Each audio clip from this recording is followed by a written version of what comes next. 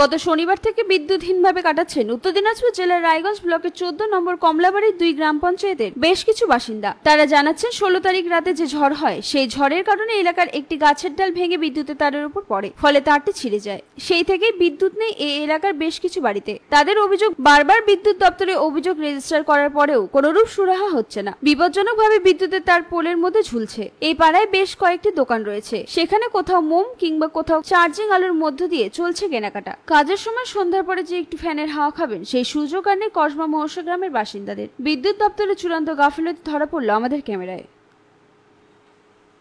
কি নাম আপনার? আমার নাম রাখাল চন্দ্র সরকার। কোথায় বাড়ি? কসবা মহসা। হঠাৎ হঠাৎ পড়া। কোন থানা এটা? রায়গঞ্জ থানা। কোন গ্রাম পঞ্চায়েত? 14 নম্বর কমলাবাড়ি অঞ্চল। কি সমস্যা আপনাদের এখানে? সমস্যার মধ্যে গাছের ডাল পড়ে তার ছিঁড়ে গেছে, সেই তারের ইয়ের জন্য কারেন্ট আসতেছে না। আমাদের গরমে খুব অসুবিধা লাগে। কবে থেকে কারেন্ট আসছে না? শুক্রবার থেকে। কবে? শুক্রবার থেকে। অভিযোগ জানিয়েছিলেন আপনারা? আপনারা দপ্তরে ফোন করেছিলেন? ফোন করা হয়েছে অনেক কয়বার। আসেন। কি বলেছেন তারা? ওরা একবার এসে তো লাইনের তারটাই করে কারেন্ট দিয়েছিল, তাতে ফোন করা হয়েছে। তারপরে এসে তারটা খাম্বার সাথে পেঁচে চলে গেছে। কাল আসবে বলে চলে গেছে, আর আসে না। আচ্ছা, তারপরে এখন এখন আর আর আর আরো অভিযোগ করেননি আপনারা?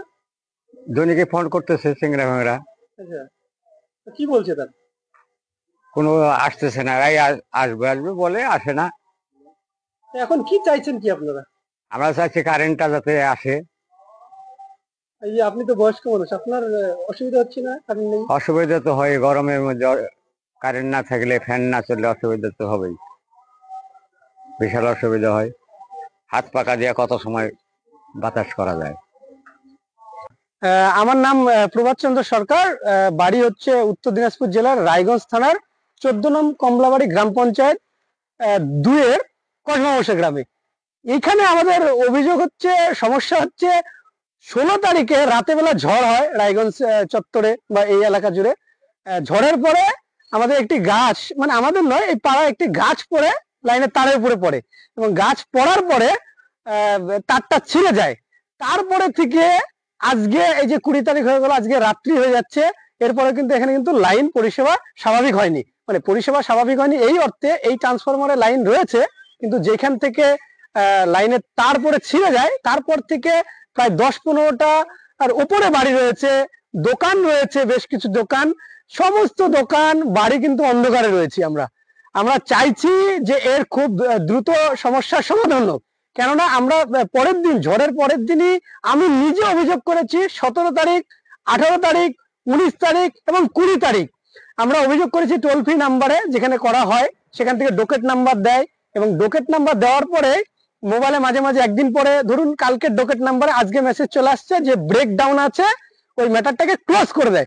বারবার করে অভিযোগ জানাচ্ছি, বারবার করে ক্লোজ করে দিচ্ছে। আচ্ছা, এটা গেল। তারপরে যে মোবাইলে ভ্যানের যে নাম্বার, তাদেরকে ফোন করা হলে তারা গড়িমসি করে যে আসছি, বা ঠিক আছে দেখছি, আমরা এই দিকে আছি, ওই দিকে আছি, আজ হবে না, কাল হবে না, এরকম নানা বিভ্রান্তি। আমাদের সমস্যা দেখুন, বাড়িতে বয়স্ক লোক আছে, আমার বাড়িতে অসুস্থ মা রয়েছে, আমার অসুস্থ, আমার ছোট ছোট বাড়ির বাচ্চারা রয়েছে, তারা ভীষণ গরমে অস্বস্তি বোধ করছে, তাদের ভীষণ অসুবিধা হচ্ছে। আরো ছোট বাচ্চা রয়েছে, তারা পড়াশোনা করছে, আমিও পড়াশোনা করতে পারছি না টুকটাক, ভীষণ রকম অসুবিধা। আমরা চাইছি যে বিদ্যুৎ দপ্তরের কাছে আমরা অনুরোধ করছি যে এই সমস্যার সমাধানটা করার জন্য, খুব দ্রুত করার জন্য। মানে আমাদের তো ধৈর্যের বাঁধ ভেঙে যাচ্ছে। এরপরে তো আমাদেরকে বিকল্প ভাবতে হবে। এরপরে আমাদেরকে লাইন অফিসে যেতে হবে, প্রয়োজন পড়ে লাইন অফিস ঘেরাও করতে হবে, প্রয়োজন পড়ে রাস্তা ঘেরাও করতে হবে, কারণ এটা আমাদের অধিকার। আমাদের অধিকারটা আমাদেরকে বুঝে নিতে হবে। এটুকু অনুরোধ করব। মানে আমাদেরকে জানে, আমাদের ধৈর্যের যাতে পরীক্ষা না নেওয়া হয়, আমাদের জানে এই সমস্যাটা সমাধান যাতে করা হয়, আমাদের দ্রুত যেন বিদ্যুৎ দিয়ে দেওয়া হয়।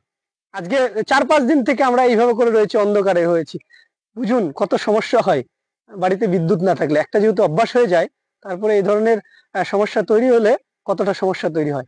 তাই অনুরোধ করছি, আমাদেরকে আর বাধ্য করবেন না, আমাদেরকে বিকল্প পথ বেছে নিতে।